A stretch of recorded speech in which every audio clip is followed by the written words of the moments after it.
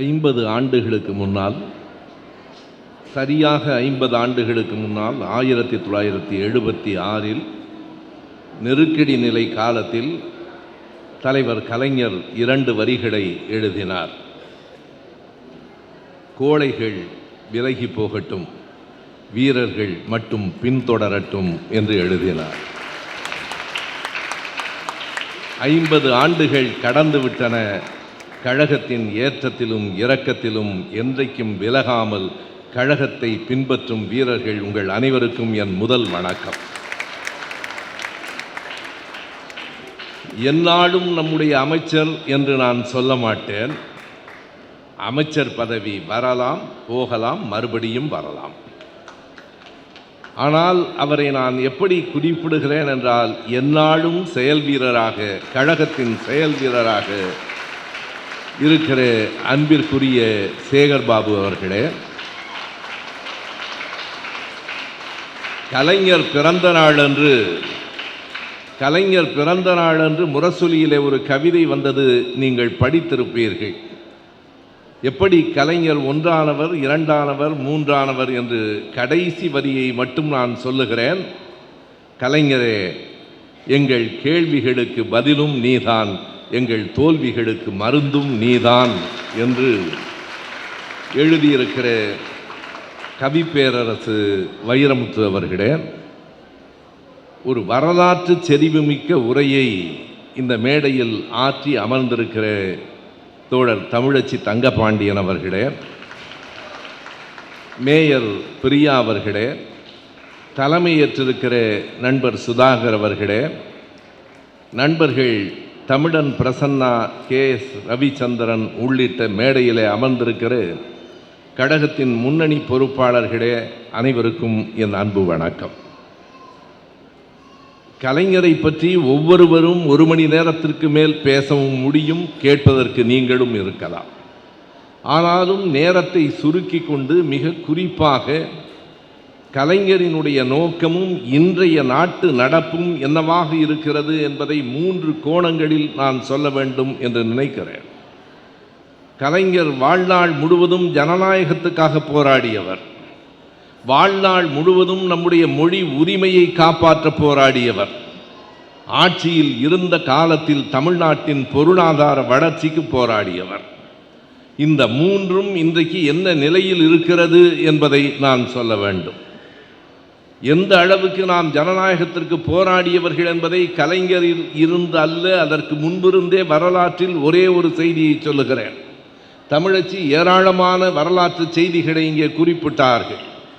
ஒன்றை நான் சொல்லுகிறேன். 1949 செப்டம்பர் 17 நம்முடைய கழகம் தொடங்கப்பட்டது என்பதை நாம் அறிவோம்.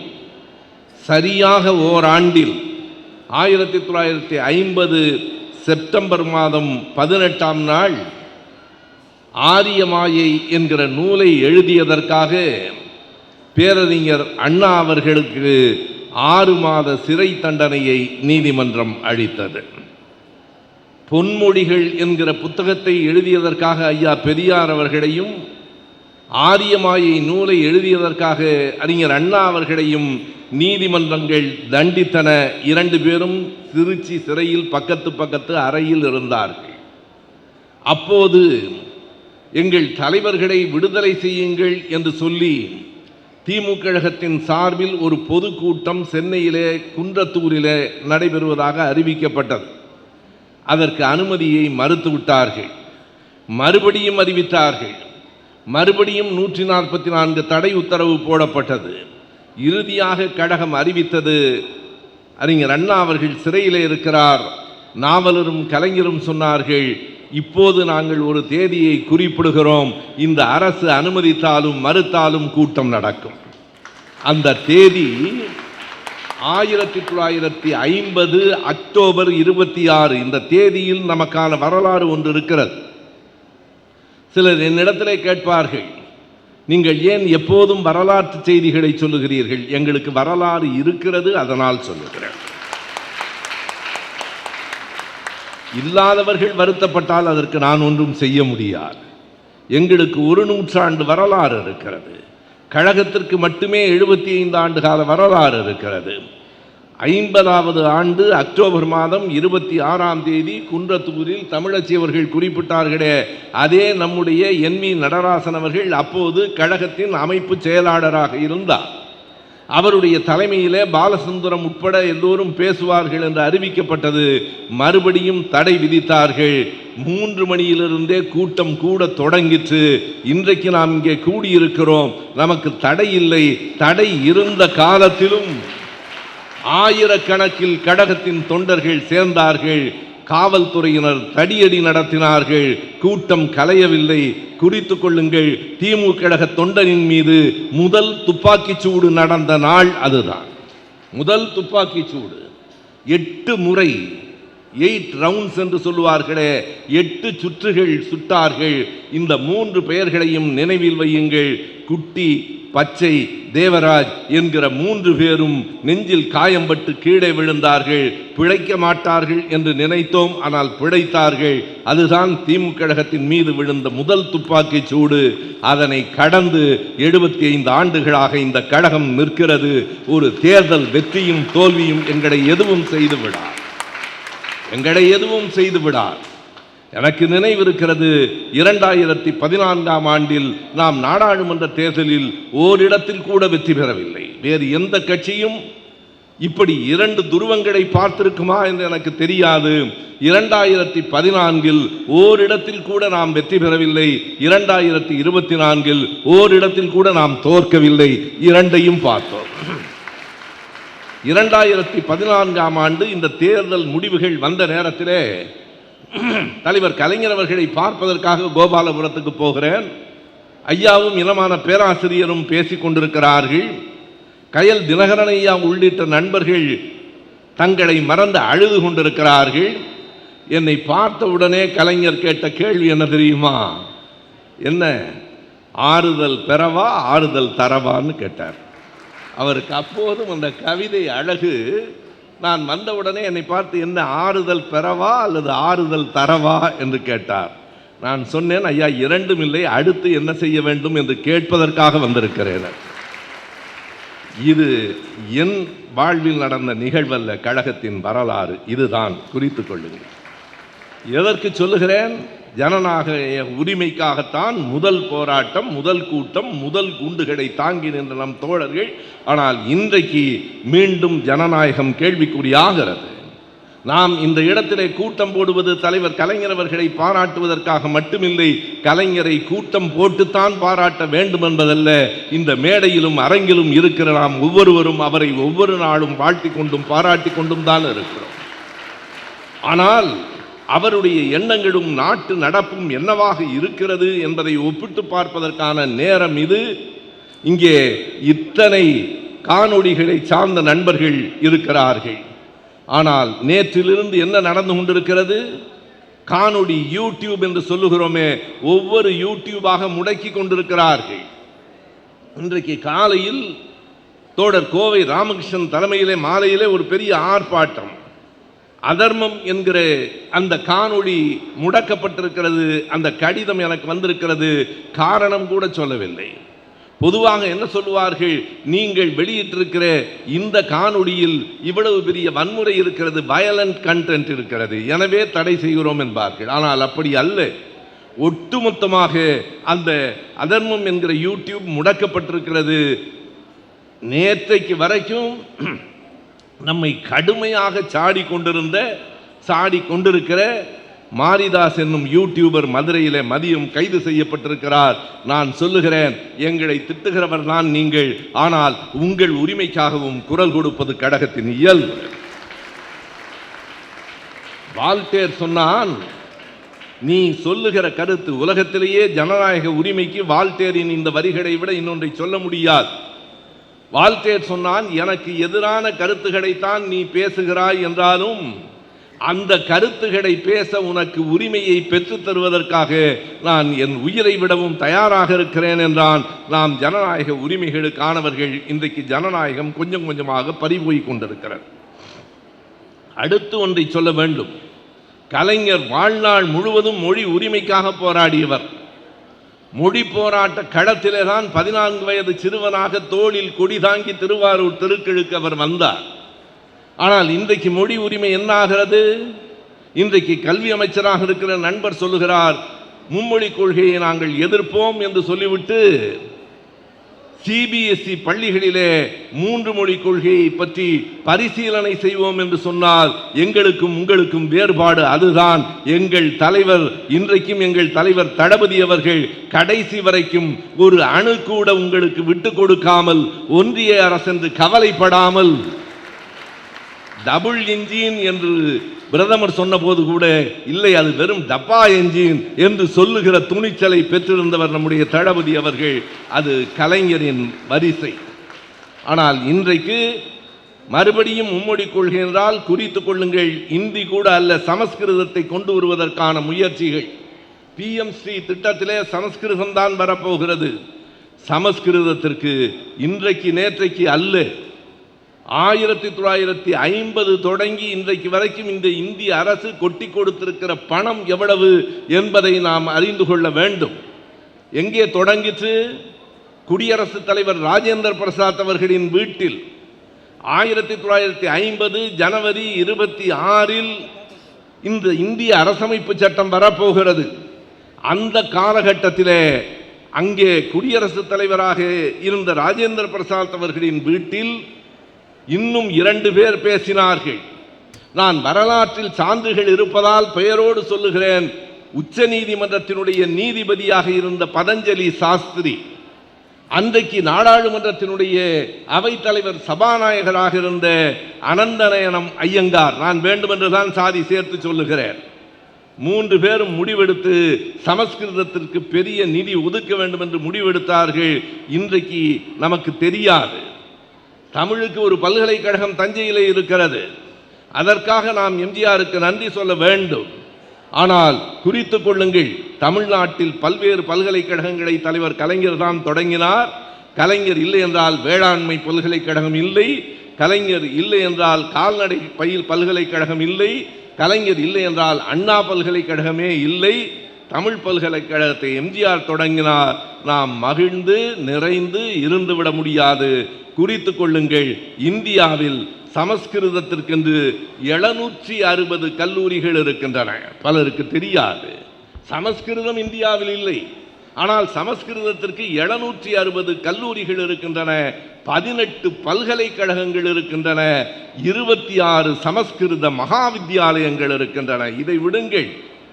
இந்திய அரசு கடந்த 10 ஆண்டுகளில் மோடி அவர்கள் பிரதமராக வந்ததற்கு பிறகு கடந்த 10 ஆண்டுகளில் சமஸ்கிருதத்திற்கு, இந்திக்கு, தமிழுக்கு, பிற மொழிகளுக்கு எவ்வளவு தொகை ஒதுக்கி இருக்கிறது என்கிற புள்ளி விவரத்தை நான் சொல்லுவதை நம்ப வேண்டாம். உங்கள் கைபேசியை கேளுங்கள், சொல்லும்.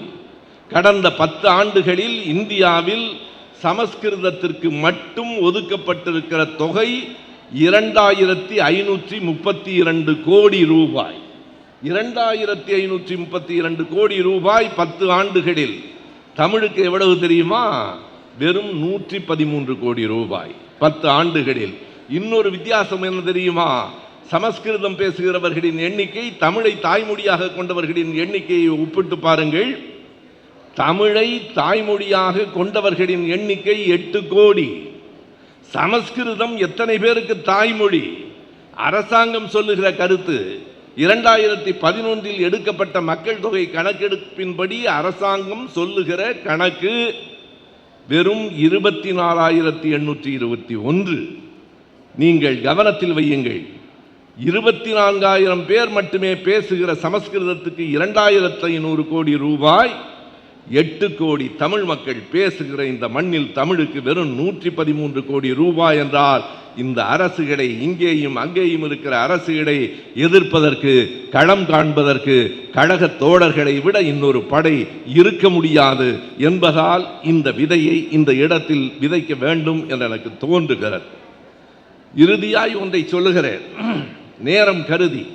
பொருளாதார வளர்ச்சி பற்றி சொல்லலாம். நண்பர்களே, இன்றைக்கு வந்திருக்கிற தமிழ்நாடு அரசு, நம்முடைய சேகர்பாபு அவர்கள் தான் என்னிடத்தில் சொன்னார், ஒரு 3 மாதத்துக்கு நான் பேசுவதாக இல்லை இந்த அரசு பற்றி என்றார். எனக்கு அவ்வளவு பொறுமை இல்லை. 3 மாதத்தில் நாடு முடிந்து விடும் போல் இருக்கிறது. இன்னும் 60 நாட்கள் என்னால் தாங்க முடியாது. உண்மையை சொல்ல வேண்டும். பொருளாதார அடிப்படையில் இன்றைக்கு தொழில் அமைச்சர் கீர்த்தனா என்று ஒருவர் பொறுப்பேற்றிருக்கிறார். என்ன நடந்திருக்கிறது? 2 பெரும் முதலீடுகள் ஆந்திராவுக்கு போய் சேர்ந்திருக்கின்றன. குறித்துக் கொள்ளுங்கள். ஒன்று, போர் விமானங்களுக்கான அந்த தொழில் முதலீடு 15,200 கோடி. இன்னொன்று, மசாகான் கப்பல் கட்டும் தளம். மசாகான் நிறுவனம் என்பது மும்பையிலே இருக்கிறது. மசாகான் கப்பல் கட்டும் தளத்துக்கு வர வேண்டிய 29,200 கோடி ரூபாய், இவை இரண்டும் ஆந்திராவுக்கு போயிருக்கின்றன. எங்கள் தலைவர் கலைஞர் இருந்திருந்தால், எங்கள் தளபதி முதலமைச்சராக இருந்திருந்தால், ஒரு நாளும் இந்த முதலீடு தமிழ்நாட்டின் எல்லையை தாண்டி இருக்கார். யாரையும் குறை சொல்வதற்காக இல்லை, உண்மையை சொல்ல வேண்டும். ஒன்றை மட்டும் குறையாக, கோபமாக, ஆழ்ந்த வேதனையோடு இந்த அரங்கில் நான் பதிவு செய்ய விரும்புகிறேன். அதுவே என் உரையின் கடைசி பகுதி. அந்த செய்தியை எப்படி சொல்லுவது என்று எனக்கு தயக்கமாக இருக்கிறது. ஆனால் எல்லோருடைய சமூக வலைத்தளங்களிலும் அது வந்திருக்கிறது, நீங்கள் பார்த்திருப்பீர்கள். இப்போதும் அது சுற்றி கொண்டிருக்கிறது. எனவே எனக்கு சொல்லியாக வேண்டும் என்று தோன்றுகிறது. முதலமைச்சரின் கவனத்திற்கு என்றே நான் சொல்லுகிறேன். கலைஞரின் பிறந்த நாளில் செயற்கை நுண்ணறிவு என்று சொல்லுகிற ஆர்டிஃபிஷியல் இன்டெலிஜென்ஸ் மூலமாக ஒரு படத்தை உருவாக்கி கலைஞரை இழிவுபடுத்துவதற்காக அதை பரப்பி இருக்கிறார்கள். இன்றைக்கு திமுக நண்பர்கள் சென்னை மாநகர ஆணையரிடத்திலே அந்த புகாரை கொண்டு போய் கொடுத்திருக்கிறார்கள். என்ன படம்? எனக்கு படத்தை பார்க்கிற போது எனக்குள் எழுந்த கோபத்தை என்னால் கட்டுப்படுத்த முடியவில்லை. இன்றைக்கு இருக்கிற முதலமைச்சர் கருப்பு கோட்டோடு, காலில் பூட்டோடு நின்று கொண்டிருக்க நம்முடைய முத்தமிழறிஞர் தலைவர் கலைஞர் அவர்கள் சொல்லுவதற்கு எனக்கு கூச்சமாகவும் கோபமாகவும் இருக்கிறது. தெரிய வேண்டும் என்பதற்காக சொல்லுகிறேன். நம்முடைய முத்தமிழறிஞர் தலைவர் கலைஞர் அவர்கள் விஜய் அவர்களின் காலை தொட்டு கும்பிடுவதை போல ஒரு படத்தை போடுகிறீர்களே, கொஞ்சமாவது நாகரிகம் இருக்கிறதா உங்களுக்கு? இதற்கு யார் தெரியுமா இதற்கு புகார் கொடுக்க வேண்டும்? திமுக தோழர்கள் இல்லை. மனசாட்சி இருக்குமானால் முதலமைச்சர் இதற்கான புகாரை கொடுத்திருக்க வேண்டும். நீங்கள் நாணயமானவராக இருந்தால், நாகரிகமானவராக இருந்தால், நான் நாகரிகமானவர் என்றுதான் நினைத்தேன். வேணாயம் வாயில் நல்லா வந்துரும்னு சொல்ற வரைக்கும் பிறகுதான் தெரிந்தது இவருக்கும் நாகரிகத்துக்கும் தொடர்பில்லை என்று. ஒருவேளை எனக்கு வியப்பாக இருக்கிறது. அவர் சில நேரங்களில் ஒரு திரைப்படத்தில் வருகிற அம்பி மாதிரி இருக்கிறார், சில நேரத்தில் அந்நியன் மாதிரி இருக்கிறார். ஒருவேளை உண்மையில் அவர் அம்பிதானோ என்று தோன்றுகிறது. அந்நியனாக லாட்டரி சீட்டு விற்கிற யாரோ பின்னால் இருக்கிறார்கள். நீங்கள் இந்த படத்தை போட்டிருக்கிறீர்களே, எங்கள் பிள்ளைகளுக்கு செயற்கை நுண்ணறிவு தெரியாதா? உங்கள் படங்களை எங்களுக்கு போட தெரியாதா? என்ன படம் போட வேண்டும் என்று நான் சொல்லுகிறேன், போடக்கூடாது சொல்லுகிறேன். அவரை இழிவுபடுத்துவதாக அல்ல. மாண்புமிகு முதலமைச்சர் அவர்களே, உங்கள் படத்தை போட்டு உங்கள் காலை தொட்டு கும்பிடுகிற மாதிரி உங்கள் அப்பா படத்தையும் அம்மா படத்தையும் போட்டால் உங்களுக்கு வலிக்குமா வலிக்காது? நான் வேறு எதையும் கேட்கவில்லை. நீங்கள் மதிக்கிற, நாங்களும் மதிக்கிற உங்கள் தாய் தந்தையர் உங்கள் கால்களை தொட்டு வணங்குவது போல படம் போட்டால் நீங்கள் பார்த்து கொண்டிருப்பீர்களா என்று எனக்கு தெரியவில்லை. பார்த்து கொண்டிருந்தால் உங்கள் நாகரிகமும் நாணயமும் கேலிக்கும் கேள்விக்கும் உள்ளார். நான் அன்பு கூர்ந்து சொல்லுகிறேன், தயவு செய்து யாரும் அப்படி படம் போட்டுவிட வேண்டாம். அவருக்கு வேண்டாம். ஏனென்றால் அது நம்முடைய நாகரிகம். நான் சொல்லுவது, நான் உண்மையாக சொல்லுகிறேன், மேடைக்காக இல்லை. அப்படி போட வேண்டும் என்று கருதி நான் சொல்லவில்லை, அவருக்கு புரிய வேண்டும் என்பதற்காக சொல்லுகிறேன். எங்களுக்கு அப்படித்தான் தலைவர் கலைஞர் அவர்கள் வெறும் தலைவர் இல்லை, திமுகவினுடைய முதலமைச்சர் மட்டுமில்லை, என்னை போன்ற கோடி பேருக்கு தந்தையாய் நாங்கள் கருதுகிறோம். என் நெஞ்சில் எப்போதும் என் அப்பாவுக்கு என்ன இடம் உண்டோ அந்த இடம் தலைவர் கலைஞருக்கு உண்டு. மேடைக்கு அல்ல. 10 ஆண்டு காலம் நான் அவர் பக்கம் இருந்தேன். அவரை பார்த்து கொண்டிருந்ததாய் பலரும் நினைத்தார்கள். இல்லை, நான் அவரை படித்து கொண்டிருந்தேன். அந்த மாமனிதனோடு என் வாழ்நாளில் அவர் சொன்னார், உன்னை ஏதாவது ஒரு இடத்தில் உட்கார வைக்க வேண்டும் என்றால் நீ கட்சியில் உறுப்பினராக இல்லையே என்று ஒரு கூட்டத்திலே தலைவர் என்னிடத்திலே சொன்னார். உங்கள் பக்கத்திலே உட்கார வைத்திருக்கிறீர்களே, இதைவிட இன்னொரு பெரிய இடத்தை நீங்களே தர முடியாது, நானும் என் வாழ்நாளில் பெற முடியாது.